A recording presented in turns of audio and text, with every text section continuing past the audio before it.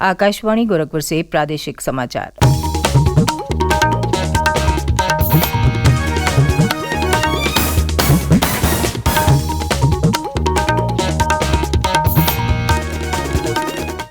नमस्कार, समाचार बुलेटिन के साथ मैं सुकीर्ति अस्थाना। पहले मुख्य समाचार।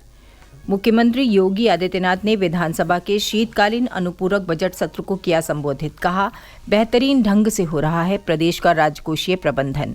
सकुशल उत्तराखंड से लौटे श्रमिकों और उनके परिजनों से मुख्यमंत्री ने की मुलाकात। कहा, हर मुश्किल घड़ी में अपने लोगों के साथ खड़ी है सरकार। मुख्य सचिव दुर्गा शंकर मिश्र ने की निर्माणाधीन मेडिकल कॉलेजों की प्रगति की समीक्षा। 13 जिलों के निर्माणाधीन मेडिकल कॉलेजों में आगामी शैक्षिक सत्र से शिक्षण कार्य शुरू कराए जाने का दिया निर्देश। और मिर्जापुर में 3 दिवसीय राज्य स्तरीय बाल विज्ञान कांग्रेस का हुआ शुभारंभ। 37 जिलों की 120 टीमें प्रस्तुत करेंगी लघु शोध पत्र।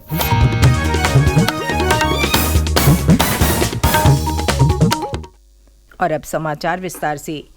मुख्यमंत्री योगी आदित्यनाथ ने कल विधानसभा में विपक्ष के सवालों का जवाब देते हुए कहा कि डबल इंजन की सरकार में प्रधानमंत्री नरेंद्र मोदी के मार्गदर्शन में उत्तर प्रदेश के बारे में लोगों की धारणाएं बदली हैं। प्रदेश को आज लोग सम्मान की दृष्टि से देखते हैं। अनुपूरक बजट पर बोलते हुए मुख्यमंत्री ने कहा कि 2017 से 2022-23 तक हमारा बजट प्रतिवर्ष बढ़ा है। ये अनुपूरक बजट अब तक का सबसे बड़ा बजट है। प्रदेश का राजकोषीय प्रबंधन बेहतरीन ढंग से हो रहा है। आज प्रदेश रेवेन्यू सरप्लस स्टेट है। देश में उत्तर प्रदेश सबसे अधिक जीएसटी रजिस्ट्रेशन के साथ शीर्ष स्थान पर है।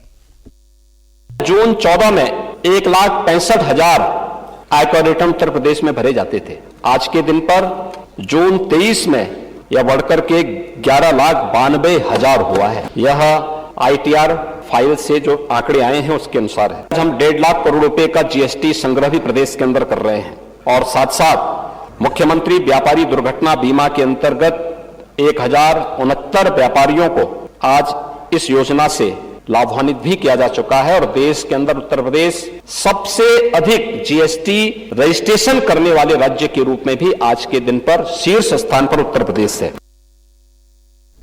मुख्यमंत्री ने कहा कि सरकार प्रदेश को $1 ट्रिलियन इकोनॉमी बनाने के लक्ष्य की ओर बढ़ रही है।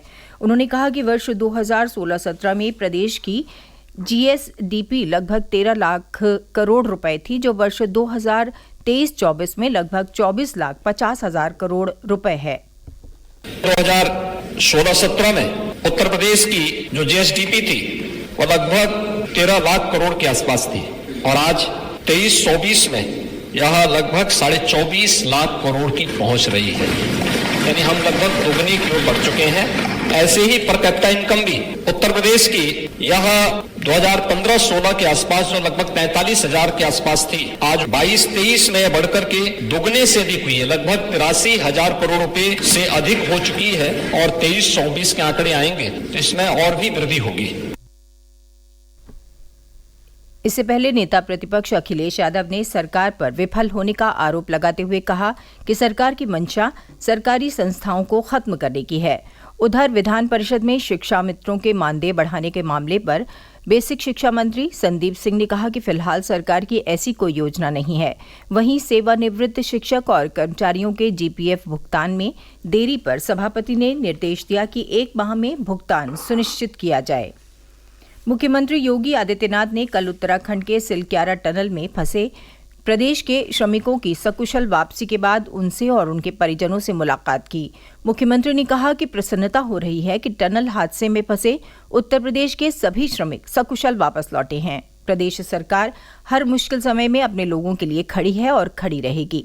मुख्यमंत्री ने श्रमिकों से मुश्किल घड़ी के अनुभवों के बारे में भी जाना। एक श्रमिक ने बताया कि जिस जगह हम फंसे थे उस जगह टनल की लंबाई 2.5 किलोमीटर तक थी और चौड़ाई 14 मीटर थी। अगर बाहर से खाने पीने की सामग्री और ऑक्सीजन की सप्लाई बंद हो जाती तो हमारा जीवन खत्म हो जाता। सरकार के एक अधिकारी ने हमसे बात की तो पता चला कि सिर्फ भारत सरकार और उत्तराखंड सरकार ही नहीं बल्कि प्रदेश सरकार भी हमें बचाने के लिए मुस्तैद है। बातचीत के दौरान श्रमिकों ने प्रदेश सरकार की ओर से किए गए प्रयासों के लिए मुख्यमंत्री योगी का धन्यवाद दिया। उल्लेखनीय है कि उत्तरकाशी में टनल दुर्घटना में प्रदेश के 8 श्रमिक फंसे थे। मुख्यमंत्री से मिलने के बाद लखीमपुर पहुंचे मंजीत चौधरी का जिलाधिकारी कार्यालय में स्वागत हुआ। प्रादेशिक समाचार आप आकाशवाणी गोरखपुर से सुन रहे हैं। ये समाचार बुलेटिन हमारे YouTube channel AIR news Gorakhpur और ट्विटर हैंडल AIR News_GKP पर भी उपलब्ध है। मुख्य सचिव दुर्गा शंकर मिश्र ने कल चिकित्सा शिक्षा विभाग की ओर से निर्माणाधीन मेडिकल कॉलेजों की अद्यतन प्रगति की समीक्षा की। मुख्य सचिव ने कहा कि फेज 3 में अमेठी को छोड़कर सभी 13 जनपदों में निर्माणाधीन मेडिकल कॉलेजों में आगामी शैक्षिक सत्र से शिक्षण कार्य शुरू कराएं। उन्होंने कहा कि अवशेष कार्यों को आगामी 31 दिसंबर तक पूरा कराया जाए। इसके अलावा फेज 1 और फेज 2 के अवशेष कार्यों में भी प्रगति लाने के निर्देश दिए। बैठक में बताया गया कि फेज 3 में चंदौली, बुलंदशहर, बिजनौर, ललितपुर, पीलीभीत, कानपुर देहात, गोंडा, औरैया, लखीमपुर खीरी, कौशाम्बी, कुशीनगर, सोनभद्र और सुल्तानपुर में निर्माणाधीन मेडिकल कॉलेज के प्रथम शैक्षिक सत्र के लिए सभी काम पूरे हो चुके हैं। शेष कार्य प्रगति पर हैं। अटल बिहारी वाजपेयी चिकित्सा विश्वविद्यालय लखनऊ का ऑडिटोरियम छोड़कर सभी कार्यों को 20 दिसंबर 2023 तक और मेडिकल कॉलेज अमेठी का कार्य 22 दिसंबर 2024 तक पूर्ण कराने के लिए आश्वस्त किया गया। मिर्जापुर में कल 3 दिवसीय राज्य स्तरीय राष्ट्रीय बाल विज्ञान कांग्रेस का शुभारंभ हो गया। भारत सरकार की राष्ट्रीय विज्ञान एवं संचार प्रौद्योगिकी परिषद द्वारा ये कार्यक्रम आयोजित किया जा रहा है। मिर्जापुर जनपद में पहली बार राज्य स्तरीय राष्ट्रीय बाल विज्ञान कांग्रेस का आयोजन हो रहा है। 31वीं राष्ट्रीय बाल विज्ञान कांग्रेस के इस कार्यक्रम में प्रदेश के 37 जिलों की 120 टीमों के बाल वैज्ञानिक अपने लघु शोध पत्र प्रस्तुत करने के लिए आए हैं। यहाँ से 21 टीमों का चयन राष्ट्रीय स्तर के लिए किया जाएगा। सांस्कृतिक पर्यटन और लघु फिल्मों को बढ़ावा देने के उद्देश्य से प्रदेश सरकार और इंडियन इंफोटेनमेंट मीडिया कॉरपोरेशन की ओर से कल वाराणसी में 3 दिवसीय अंतर्राष्ट्रीय लघु फिल्म महोत्सव की शुरुआत हुई। महोत्सव के उद्घाटन पर पूर्व केंद्रीय कैबिनेट मंत्री मुख्तार अब्बास नकवी ने कहा कि लघु फिल्में आतंकवाद, नस्ली हिंसा, साइबर अपराधों की विभीषिका और चुनौती के खिलाफ सशक्त संदेश वाहक साबित हो सकती हैं। इस फिल्म महोत्सव में 115 देशों की 3215 फिल्मों का प्रदर्शन किया जाना है। केंद्रीय माध्यमिक शिक्षा बोर्ड CBSE 10वीं और 12वीं श्रेणी की परीक्षाओं में अब किसी प्रकार की अग्रिम श्रेणी, डिवीजन और विशिष्ट पहचान डिस्टिंक्शन घोषित नहीं करेगा। बोर्ड ने अपनी अधिसूचना में कहा है कि वो न तो इसके लिए गणना करेगा और न ही विद्यार्थियों को प्राप्त अंकों का प्रतिशत बताएगा। बहुत लोगों के बोर्ड परीक्षाओं में विद्यार्थियों के प्रतिशत की गणना के मानदंड की सूचना देने के अनुरोध के बाद नई अधिसूचना जारी की गई है। सरकार ने कहा है कि राष्ट्रव्यापी डिजिटल जीवन प्रमाण पत्र अभियान के दूसरे चरण के दौरान 1,15,00,000 से अधिक डिजिटल जीवन प्रमाण पत्र जारी किए गए। ये अभियान नवंबर महीने की 1 से 30 तारीख के बीच 100 शहरों के 597 स्थानों पर आयोजित किया गया। केंद्र सरकार की योजनाओं का लाभ अंतिम पात्र व्यक्ति तक पहुंचाने के उद्देश्य से कल प्रदेश के विभिन्न जिलों में भारत संकल्प यात्रा के तहत विविध आयोजन किए गए। अमरोहा में विकसित भारत संकल्प यात्रा शुरू हुई। जिलाधिकारी राजेश कुमार त्यागी ने IEC वैन को हरी झंडी दिखाकर रवाना किया। मऊ में विकसित भारत संकल्प यात्रा कल रानीपुर विकासखंड की गोपालपुर ग्राम पंचायत में पहुंची। यहां IEC वैन के जरिए लोगों को केंद्र सरकार की योजनाओं के बारे में जानकारी दी गई।